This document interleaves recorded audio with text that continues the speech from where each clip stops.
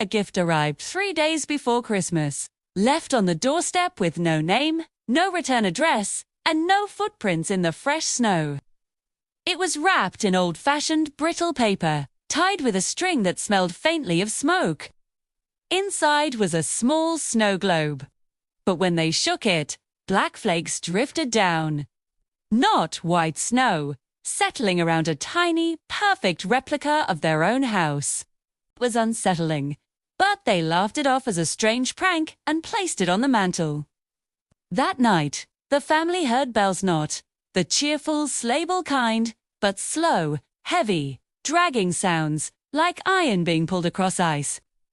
By Christmas Eve, the house itself began to change. The walls groaned as if they were breathing.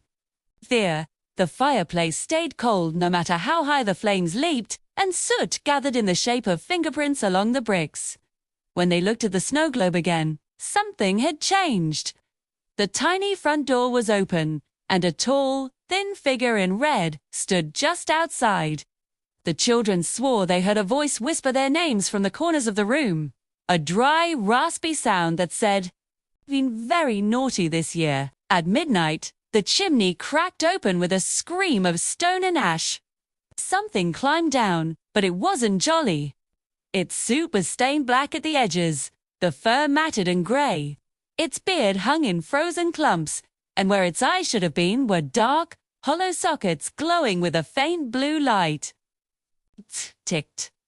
It carried a long list, stitched together from scraps of paper and what looked like skin. "This is not punishment," the thing rasped. "It's tradition." One by one, he read from the naughty list, not just actions, but thoughts. Lies whispered in secret, cruelties only imagined.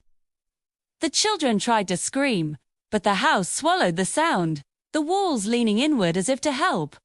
Floorboards opened like mouths, and they were taken, drat, into cracks that seemed to move on their own. By morning, the house was perfectly still again. The decorations were untouched, the milk and cookies were gone, and the stockings were full. The parents woke to a deafening silence and a new snow globe on the mantel.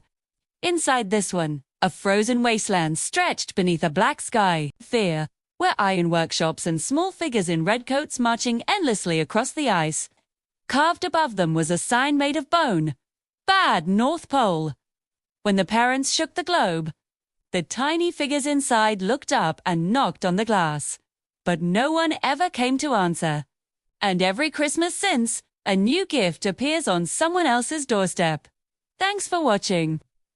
Be good this year.